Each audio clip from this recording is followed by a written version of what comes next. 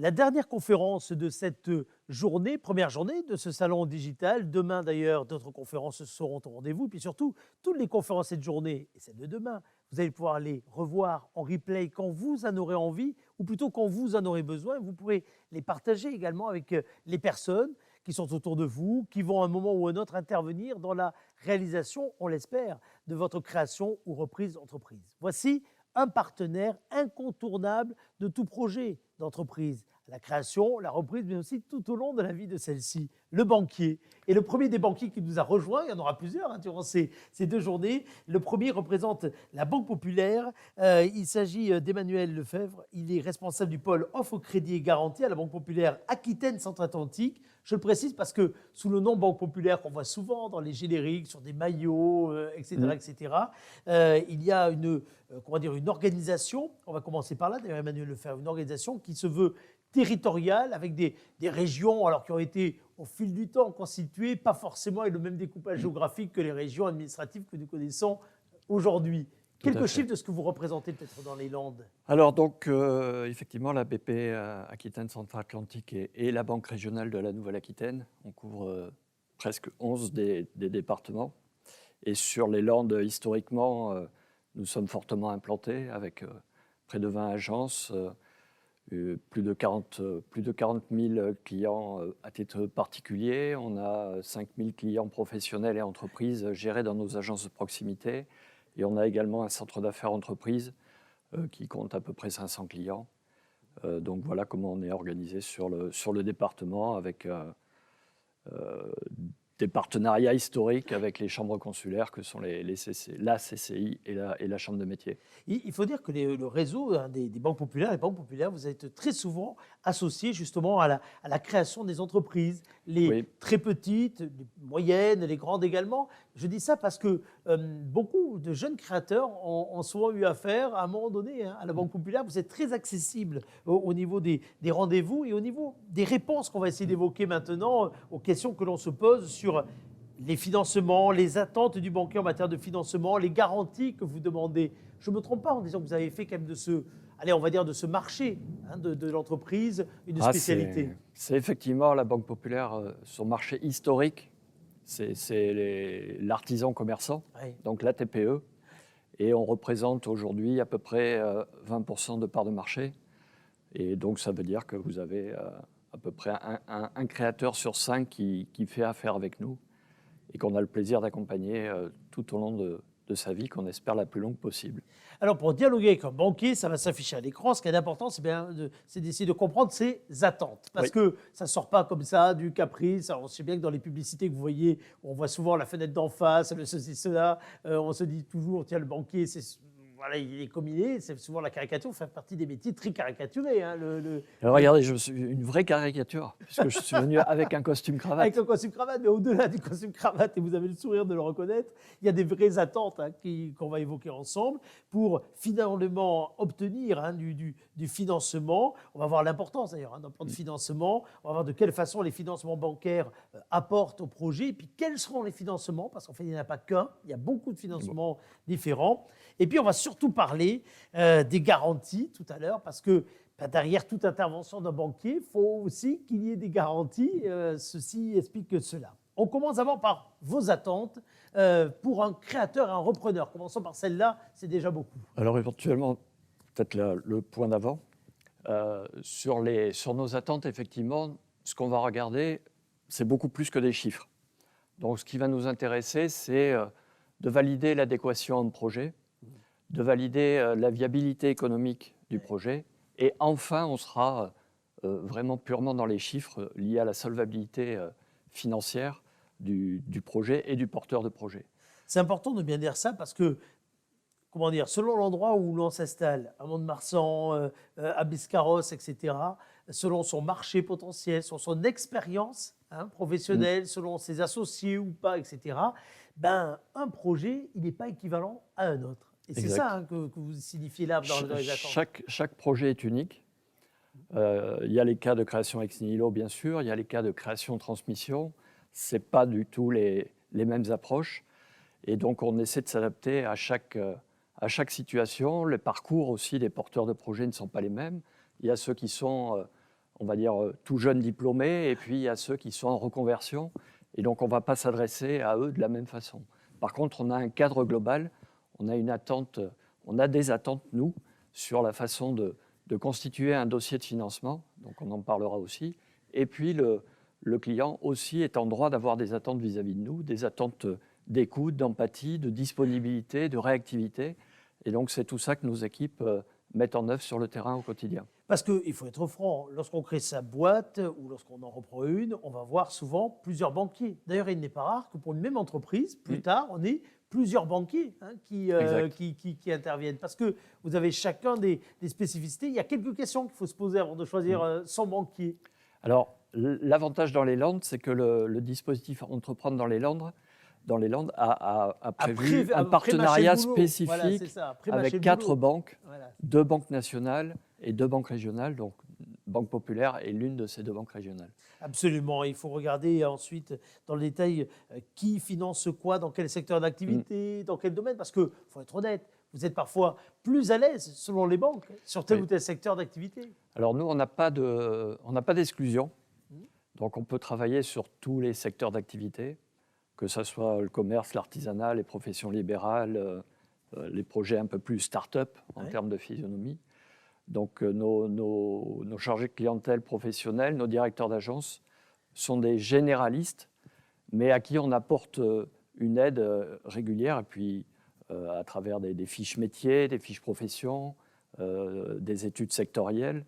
Donc même si ce n'est pas des experts d'un secteur, progressivement, grâce à ces outils, puis grâce à leur portefeuille client, un conseiller clientèle professionnelle chez nous, il gère entre 100 et 150 relations actives.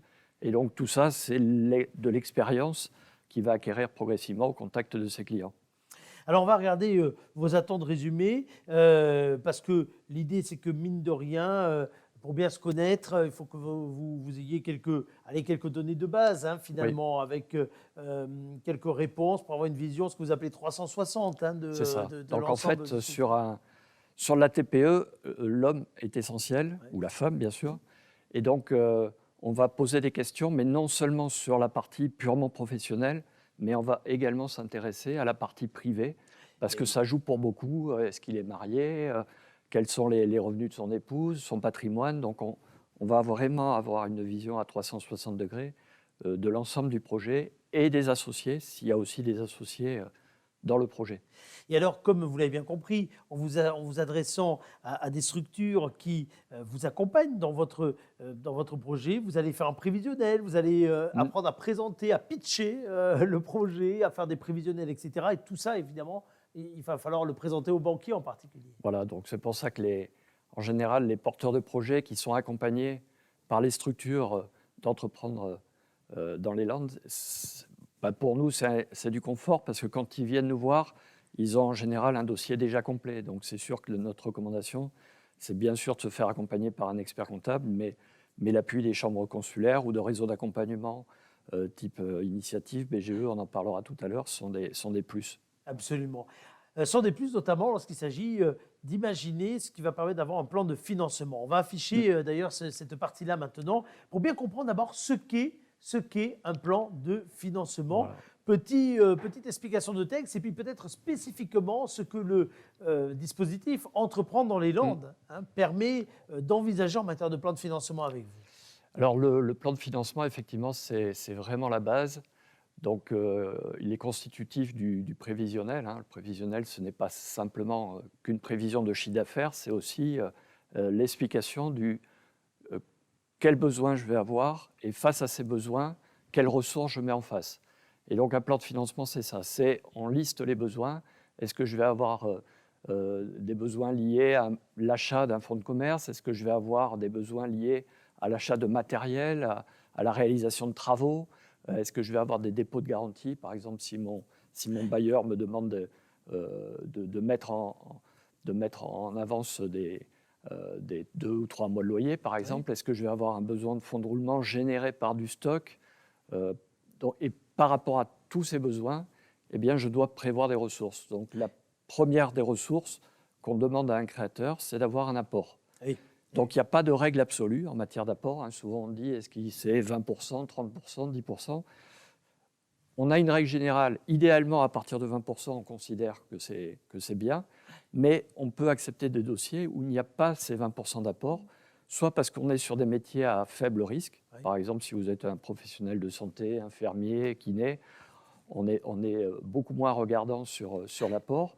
Et puis il y a aussi beaucoup de dispositifs qui permettent de compenser la faiblesse de l'apport personnel, parce que tout le monde n'a pas forcément de patrimoine, tout le monde n'a pas forcément des revenus très importants ou une famille qui peut vous aider. Et donc, c'est là où on travaille avec des dispositifs tels que Initiative Land, tels que Adour Entreprendre, qui vont pouvoir amener des prêts d'honneur et qui va venir donc gonfler l'apport global du créateur d'entreprise. Et puis, ces prêts d'honneur, lorsqu'ils sont attribués, accordés par des structures comme Adour Entreprendre ou bien Initiative Land, etc., ils ont aussi la vertu, évidemment, de ne pas être très poussés en matière de taux d'intérêt remboursables. Déjà, ils sont à zéro. Ils sont à zéro, voilà. donc déjà, c'est un bon début de se le dire. Mais aussi, il faut être honnête, ils aident énormément à votre prise de décision et sur ce qu'il faut faire en matière d'accompagnement derrière. C'est-à-dire que c'est sûr que si nous, on voit que le comité Initiative Land a validé le projet, c'est confortable. Donc, sans doute qu'on ira plus vite dans l'examen du dossier. Et puis, je crois que sur le département, la moyenne des prêts d'honneur doit être autour de 7 000 €. Donc, ce n'est pas négligeable. Absolument. Et je crois qu'en 2020, à peu près 135 dossiers ont bénéficié du prêt Initiative Land, donc c'est pas négligeable, significatif. C'est absolument, tout à fait. Alors parlons des financements bancaires, ça va s'afficher, si vous voulez bien, à l'écran. Ces financements bancaires, on peut les classer, entre guillemets, de plusieurs manières. Alors le gros des financements bancaires, quand on parle de création d'entreprise, c'est des financements à moyen terme. C'est-à-dire que la durée moyenne de ces financements, c'est entre 5 et 7 ans. On est sur du 5 ans plutôt quand on est sur de la création ex nihilo, et on va être sur du 7 ans en moyenne quand on est sur un financement où il y a un rachat de fonds de commerce, où il y a un rachat de parts sociales d'entreprise. Et donc, c'est des financements à moyen terme. Les financements notamment long terme le matériel, sont le très fonds de commerce, mettons. Oui, c'est très ça, souvent, on met ça le dans véhicule utilitaire, voilà, l'informatique, donc les agencements de bureaux. les agencements, tout ce qui va bien. Et on intègre souvent une part de BFR.